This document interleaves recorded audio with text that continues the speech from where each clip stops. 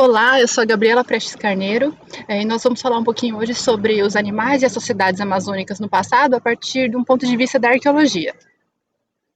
Então, para essa apresentação, a gente vai dividir em 4 partes. Primeiro, pensar quais fontes nós usamos, né, para pensar nesse tema. Em segundo, em que esferas das sociedades humanas os animais estiveram presentes. Em terceiro, pensar um pouquinho sobre quais espécies nós encontramos nos sítios arqueológicos, nessa diversidade de animais. E em quarto, como é que as pessoas preparavam, como é que a gente pode reconstruir os antigos modos de cozinhar e de preparar as carnes no passado. Então, a partir de quais fontes nós estamos estudando? Né? Em primeiro lugar, a partir dos ossos de animais que são encontrados nos sítios arqueológicos. Então, aí vocês podem ver uma mandíbula de jacaré encontrada no sítio arqueológico na região de Manaus. Mas também nós podemos utilizar as fontes etnohistóricas e etnográficas, porque nelas a gente tem várias informações sobre como que os animais eram utilizados. Vocês estão vendo, por exemplo, o uso das peles, né, de onça. E em terceiro lugar, a gente pode também pensar sobre como é que os animais eram representados no passado. Então a gente tem vários animais que estão nas cerâmicas, nos adornos. E aí vocês estão vendo um quadrúpede, um animal, numa escultura lítica encontrada na região de Santarém. E a primeira associação que a gente faz quando a gente pensa em animais no passado é a utilização dos animais como parte da economia, né? Então, os animais foram pescados, foram caçados, eles também foram amansados e algumas vezes também criados. Mas os animais também estão muito frequentes na arte, na estética. Aí a gente tá vendo, por exemplo, as plumárias, né? E os animais também podem ser representados nas cestarias. Os animais também integram as narrativas míticas, lembrando, por exemplo, do mito da cobra grande e muitos outros. Eles também podem ser animais de companhia, né? No caso dos primatas, dos macacos, e outros animais também, né? E os animais também estão em contextos funerários. Aí vocês estão vendo que vértebras de pirarucu foram depositadas ao lado de um indivíduo. Então, eles podem estar nesses contextos funerários sob forma de adornos depositados junto aos mortos, mas também enquanto companhia.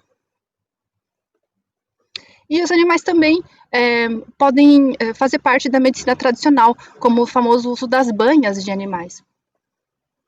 Agora a gente vai falar um pouquinho sobre quais animais foram encontrados no sítio arqueológico Ratahara, aí próximo da região aí na região de Manaus, né? Então, nesse sítio foram encontrados vários montículos artificiais. E quais são as espécies que a gente encontrou? Primeiro, uma grande diversidade de peixes, peixes conhecidos atualmente, né, como o pirarucu, o tambaqui, o jaraqui, o tucunaré, os bodós, os surubins, mas também uma grande quantidade de répteis aquáticos, como as tracajás, as tartarugas da Amazônia, o jacaré, os lagartos, as cobras. E em mamíferos nós encontramos roedores de pequeno porte, como o rato do banhado. Mas é interessante pensar que a nossa alimentação tem mudado ao longo do tempo.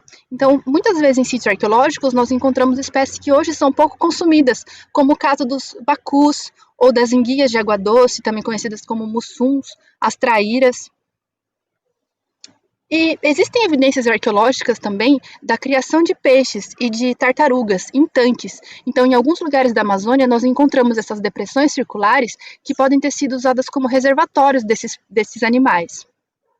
E há registros também, evidências ainda pouco estudadas, de barragens antigas, pré-coloniais. Aí vocês estão vendo que na Amazônia boliviana, essas linhas em zigue-zague foram construídas em terra. E provavelmente essas barragens serviam, né, para barrar os peixes. Um pouco de maneira similar às atuais barragens de madeiras feitas em igarapés. É interessante pensar que há poucos registros de animais domesticados nos sítios arqueológicos da Amazônia. O único animal domesticado encontrado é o pato do mato. E aí vocês estão vendo um osso com uma patologia, né, alguma doença relacionada à captividade do pato. Então, provavelmente o pato estava sendo preso. E, finalmente, queria comentar um pouquinho com vocês como é que a gente estuda as cozinhas, né, do passado, como é que as pessoas preparavam esses animais. Então aí vocês estão vendo um casco de tartaruga com algumas marcas. Nós temos olhado para essas marcas de corte, essas marcas de queima, e reconstituído, né, como é que as pessoas estavam preparando. E aí vocês estão observando que nós imaginamos que as pessoas estavam abrindo as tartarugas pelo ventre. E à esquerda, esses fragmentos aí queimados são da casco da tartaruga, e a gente imagina que eles estavam colocando, virando, né, a tartaruga e colocando a carapaça em direto contato com o fogo. E é interessante porque nós podemos unir o que nós observamos nos ossos arqueológicos com etnografias que mostram como é que esses animais eram preparados no passado. Então é uma união entre disciplinas. E algumas conclusões nós podemos ver hoje que os animais eles foram mais que alimentos, né? Eles povoaram muitas esferas das relações humanas. Além disso, a gente viu essa importância muito grande da pesca e dos peixes enquanto um alimento do passado e hoje em dia também. Essa diversidade de espécies que nós encontramos no passado podem ajudar a gente a pensar novas alternativas da gente pensar a alimentação hoje, né? E como que nós podemos integrar esses alimentos do passado. É interessante pensar também que essas relações que as sociedades humanas no passado desenvolveram com os animais não eram destrutivas. Então, apesar da gente ter evidências de criação, de amansamento dos animais, a gente não tem evidências de que essas populações estavam sendo ameaçadas de extinção, como é o que acontece hoje. E então acho que a gente ainda tem um caminho bastante grande a trilhar no sentido de pensar em como recuperar as antigas receitas, né? E como revalorizar os alimentos do passado no presente. Eu agradeço muito pela atenção.